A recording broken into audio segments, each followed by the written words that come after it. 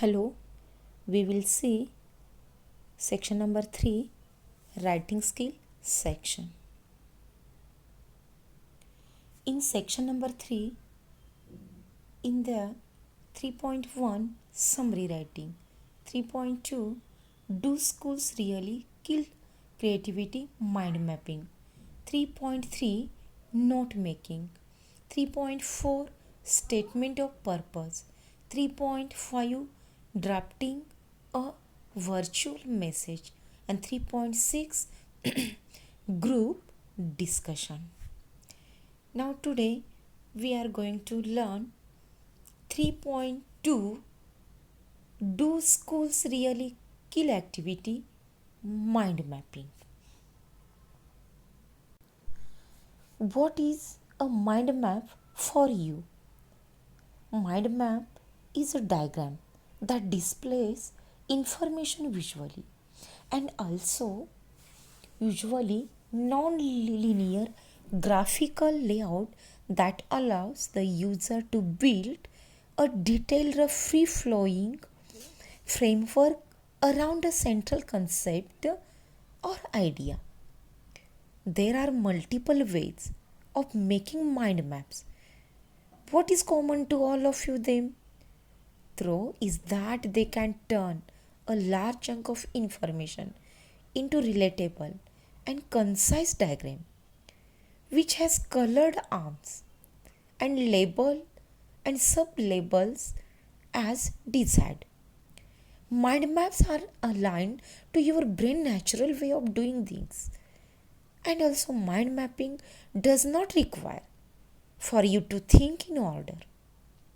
Your ideas should be fired as they come and can be revisited and recognized as need be. And the subject of the mind map is always located in the center of the map.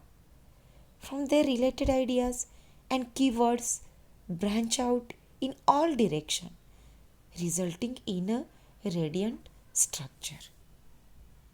This is called to mind mapping.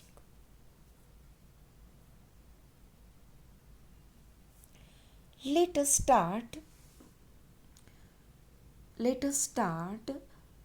3.2 do skills really kill creativity in icebreakers part.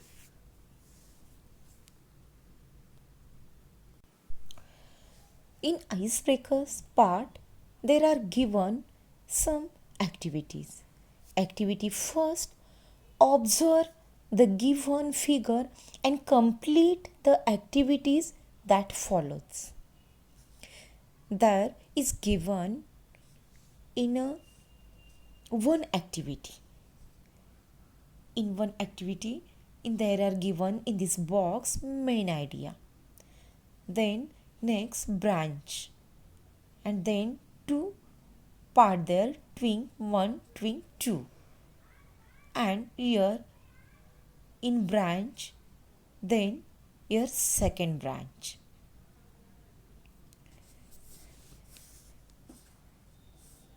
या आईसब्रेकरमध्ये आपल्याला एक activity दिलेली आहे. ॲक्टिव्हिटीमध्ये आपल्याला एक main idea, आपण त्याला central idea म्हणतो, आणि त्या सेंट्रल आयडियाच्या त्यामध्ये विविध असे पार्ट असतात. त्यामध्ये आपल्याला इथं जे दिलेलं आहे मेन आयडिया हा ट्री दिलेला आहे, आणि ह्या ट्रीच्या काय आहेत, मेन हा ट्री आहे आणि त्याच्या आपल्याला ब्रँचेस दिलेले आहे. त्यामध्ये ब्रँचेसमध्ये आपल्याला 3 पद्धतीच्या ब्रँचेस दिलेल्या आहेत, आणि त्यानंतर आपल्याला खाली सांगितलं आहे ही जी ॲक्टिव्हिटी दिलेली आहे ह्या ॲक्टिव्हिटीमध्ये आपल्याला नेमकं खाली काय करायचं आहे. आता त्यामध्ये ए म्हटलेलं आहे, replace the main idea by any other thought or title of your on. म्हणजे यामध्ये आपण एखादी आयडिया ठेवून त्या ठिकाणी किंवा आपला एखादा कोणताही थॉट ठेवून आपण तो फील करायचा आहे. त्यानंतर आपल्याला सेकंड बीमध्ये दिलेला आहे, add 3 supporting ideas to the main ideas as their branches. म्हणजेच आपल्याला यामध्ये या मेन आयडियाला त्याच्या काय आहे त्याच्या सब 3 मेन आयडियात आहेत किंवा त्याच्या ब्रँचेस आहेत त्याला सपोर्टिंग करणाऱ्या, ते आपल्याला ब्रँचेस त्यामध्ये ॲड करायचे आहेत. आणि नंबर 3 सीमध्ये add 2 ideas to one of the branches that explains the meaning of the branch. आणि त्यामधल्या 2 आयडियाज आहे त्यामध्ये 1 ब्रँचेसच्या त्या आपल्याला काय करायचं आहे त्याचं मिनिंग किंवा त्याच्यापुढं आपण त्या कंटिन्यू करायच्या आहेत किंवा त्याचं मिनिंग आपण एक्सप्लेन करायचं आहे. तर आपण या ठिकाणी एक एक्झाम्पल पाहूया. सपोज मेन आयडिया आपल्याला या डायग्रॅममध्ये या ॲक्टिव्हिटीमध्ये आपल्याला की मेन आयडिया हा ट्री दिला आहे. तर आपण या ठिकाणी काय घेऊया की drama is a main idea. Then next branch means branch तिथं आपण लेबल देऊया कॅरेक्टर. देन 2 ब्रँचेस मीन्स कॅरेक्टरचे 2 त्यामध्ये काय आहेत branches means major characters and minor characters. Then next below in branches it mean plot. In this here plot, then main idea. In 3rd branch here the title. What is title? The name of any one drama. In previous lecture we studied the drama To Serve with Love. Means here branch first title To Serve with Love, main idea drama. Then branch second plot. Then branch were characters. In characters there are 2 types of the character, major characters and minor characters.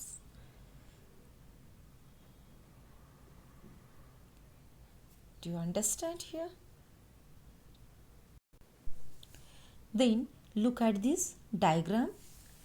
There central topic, then subtopic,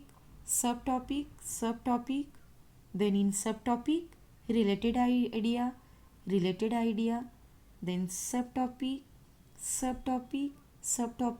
then related idea, then in the subtopics number 1 related idea, second related idea, third related idea.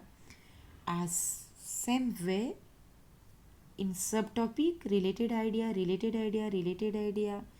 then related idea म्हणजेच main central topic और main topic and otherwise other subtopic. And then next related idea is subtopic. Then next activity, next diagram. Complete the given blank space. Balloons with your ideas in the figure that describe your basic preparation for the HSC board examination. Also complete the activity that follow. आपल्याला या ठिकाणी एक आपल्याला activity दिलेली आहे आणि त्या ॲक्टिव्हिटीमध्ये त्याचे वेगवेगळे बलून्स दिलेले आहेत आणि त्या ॲक्टिव्हिटीचा मेन आयडिया त्यामधली सेंट्रल आयडिया काय आहे त्यामध्ये preparing for the HSC board examination. आपल्याला जी मेन आयडिया आहे त्याची काय आहे preparing for the HSC board examination. आणि आपल्याला बाजूला सगळे बलून दिलेले आहेत आणि त्या preparing for the HSC board examination त्याला रिलेटेड आयडियाज आपण त्या बलूनमध्ये फिल करायचे आहे. आपल्याला एक एक्झाम्पल म्हणून इथे दिलेले आहे. त्यामध्ये कुठले दिलेले आहे तर आपण ज्यावेळेला HSC बोर्डची जेव्हा आपण प्रिपरेशन करतो त्या बोर्डची आपण प्रिपरेशन करतो त्यावेळेला आपल्याला which aspect is important there. तर त्यामध्ये आपल्याला फर्स्टली या बलूनमध्ये एक दिलेलं आहे एक्झाम्पल म्हणून through reading of all textbook. म्हणजे आपल्याला ह्या ठिकाणी पहिलं काय दिलेलं आहे की आपल्याला की आपण होल टेक्स्टबुकचं रीडिंग केलेलं आहे. त्यानंतर आपण सेकंड बलूनमध्ये आणखी काय रिलेटेड आयडियाज आहेत. ज्यावेळेला आपण बोर्ड एक्झामची प्रिपेअरिंग करतो तर त्यामध्ये आपण आणखी काय त्या बलूनमध्ये आपण राईटअप करू शकतो. Create the references notes of every chapter. आपण टेक्स्टबुक रीड केल्यानंतर इच अँड एव्हरी चॅप्टरच्या आपण काय केल्या पाहिजेत, नोट्स रेफर केल्या पाहिजेत. त्यानंतर आपल्याला नेक्स्ट बलूनमध्ये आपल्याला आणखी काय रिलेटेड आयडिया येणार आहेत. तर read the suggested resources as references online and offline. म्हणजे this is the related ideas when preparing for HSC board examination. तर आपण ऑनलाईन ऑफलाईन जे मटेरियल आहे किंवा जे रिसोर्सेस अवेलेबल आहेत तो आपण काय केला पाहिजे, रीड केला पाहिजे, स्टडी केला पाहिजे. आणखी आपल्याला त्या डायग्राममध्ये किंवा ॲक्टिव्हिटीमध्ये रिलेटेड काय आपण लिहू शकतो. Solve all the practice exercise from the textbook as well as references material. Not only read, फक्त आपण रीड करून चालणार नाही आहे. हे जे मटेरियल आहे तर आपण काय केलं पाहिजे, सॉल्व्ह केलं पाहिजे. आपण ते सोडवलं गेलं पाहिजे. त्यामध्ये जे रेफरन्स मटेरियल आहेत किंवा आपण प्रॅक्टिस केलं पाहिजे. आपण काय म्हणतो, प्रॅक्टिस मेक्स मॅन परफेक्ट. म्हणजे आपल्याला तो सराव केला पाहिजे, तो सोडवलं पाहिजे. त्यानंतर आणखी कुठला रिलेव्हंट आयडिया आहे, make a list of doubt for every subject. आपल्याला ज्या वेळेला आपण स्टडी करतो, रीड करतो, जेव्हा आपले डाऊट आहेत, अनक्लिअर ज्या आपल्या कॉन्सेप्ट आहेत त्या आपण काय केल्या पाहिजेत, नोट डाऊट केल्या पाहिजेत. त्याची आपण लिस्ट केली पाहिजे. त्यानंतर आणखी आपण नेक्स्ट बलूनमध्ये काय आपण राईट करू शकतो, attend all the revision and doubt solving session. आपण जे काय आहे स्टडी केलं आहे त्याचं आपण रिवाईज केलं पाहिजे, रिमाइंड केलं पाहिजे किंवा त्यामध्ये आपल्या डाऊट सोल्युशनचा आपण एक सेशन ठेवला पाहिजे. आपण स्वतः त्याचे काय केले पाहिजे की प्रिपरेशन केल्या पाहिजेत. म्हणजे आपण 12वी बोर्डचा स्टडी करत असताना ह्या सगळ्या गोष्टीचा आपण विचार केला पाहिजे. आणखी काय केलं पाहिजे, solve all possible mock papers and previous years question papers. आपण ज्या प्रिव्हियस इयरचे जे क्वेश्चन पेपर आहेत ते आपण सॉल्व केलं पाहिजे. आपण त्याचे प्रॅक्टिस केलं पाहिजे. नाहीतर एक्झामच्या वेळेला काय होणार आहे, अचानकपणे आपण कन्फ्युजन किंवा गोंधळून जाणार आहे. म्हणजे आपल्याला अशा आपण पेपर्स किंवा अशा टेस्ट आपण त्याच्या सोडवण्याचं प्रॅक्टिस केलं गेलं पाहिजे. आणखी आपण त्यामध्ये आणखी बलूनमध्ये काय आपण कुठली रिलेटेड आयडिया लिहू शकतो, तर be disciplined, eat healthy, sleep well and follow the study plan. नुसतं आपण रीड, राईट किंवा आपण प्रॅक्टिस सॉल्व करून चालणार आहे का, नाही आहे. ह्यामध्ये आपली फिजिकल हेल्थसुद्धा व्हेरी इम्पॉर्टंट आहे. फिजिकल आपण स्ट्रॉंग असेल, हेल्दी असेल तर आपण हे सर्व काय करणार आहे. त्यासाठी आपण काय केलं पाहिजे, प्रॉपरली ईट केलं पाहिजे, प्रॉपरली हेल्दी फूड घेतलं पाहिजे, स्लीप वेल आपली झाली पाहिजे. किंवा आपला जो हा प्लॅन आहे, जो प्लॅन आहे, स्टडी प्लॅन आहे, तो प्लॅन आपण प्रॉपरली या ठिकाणी आपण केला गेला पाहिजे.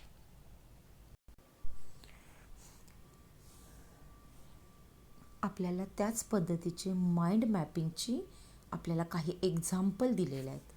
बघा एक्झाम्पल, त्यामध्ये आपल्याला एक एक्झाम्पल आहे वेबसाईट. वेबसाईट ही सेंट्रल आयडिया आहे, मेन आयडिया आहे. त्यानंतर त्याला रिलेव्हंट काय आहे, होम पेज, त्यानंतर हेडर, नंतर साईड बार, फुटर आणि ह्यामध्ये सब पेज. मग याला रिलेव्हंट काय दिलेलं आहे, तर इथं आपल्याला हेडरला रिलेव्हंट काय दिलेलं आहे, social icon, logo, navigations, links. त्यानंतर देन साईड बारला काय आहे, newsletter box, RSS option, search, contact, info. Then वेबसाईटला नंतर काय आहे, फुटर. फुटरमध्ये काय येणार आहे, तर contact information, navigation link, images. त्यानंतर आपल्याला सब पेजेसमध्ये काय येणार आहे, तर प्रायव्हसी पॉलिसी, नेव्हिगेशन्स लिंक आणि इमेजेस. होम पेजला काही येत नाही आहेत. म्हणजे आपण ह्या मेन आयडिया किंवा सेंट्रल आयडियाला रिलेव्हंट या आयडिया असणार आहे. त्यानंतर पुढे आणि नेक्स्ट अजून एक आपण एक्झाम्पल पाहूया यामध्ये.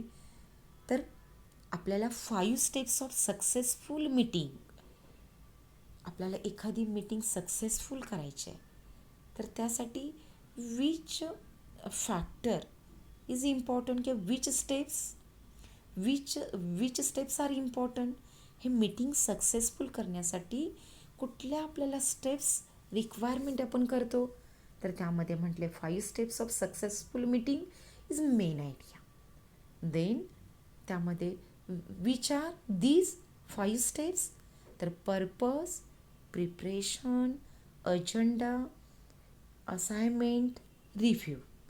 आणि या प्रत्येकाच्या रिलेव्हंट पर्पजमध्ये काय येतं, गोल्स, एक्सपेक्टेशन, प्रिपरेशन, वॉट कशाची प्रिपरेशन करायचे आहेत, लॉजिस्टिक्स, टाईम किती आहे, किती ग्रीटिंग आहे, मीटिंग कोऑर्डिनेटर काय ह्याचं प्रिपरेशन, त्यामध्ये मॅनेजमेंट करणं, अजेंडा वॉट आणि फोकस, वॉट काय करायचं आहे आणि कशावर फोकस तो अजेंडा प्रिपेअर करायचा, त्यामध्ये assignment, the vital items, and then त्यानंतर रिव्ह्यू वॉट कशाचा रिव्ह्यू घ्यायचे आहे, अँड लास्ट वर्ड्स काय आहे.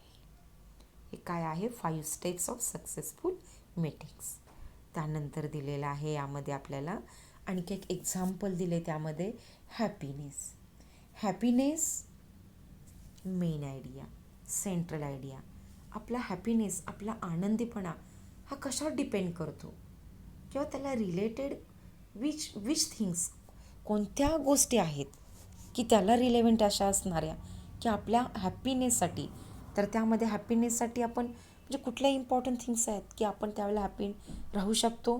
त्यामध्ये एक सनशाईन, वार्मथ म्हटलं आहे, चॉकलेट म्हटलेलं आहे, एक्सरसाइज, आपली smiling, brother, relaxation, swimming, running आणि लाफ्टर.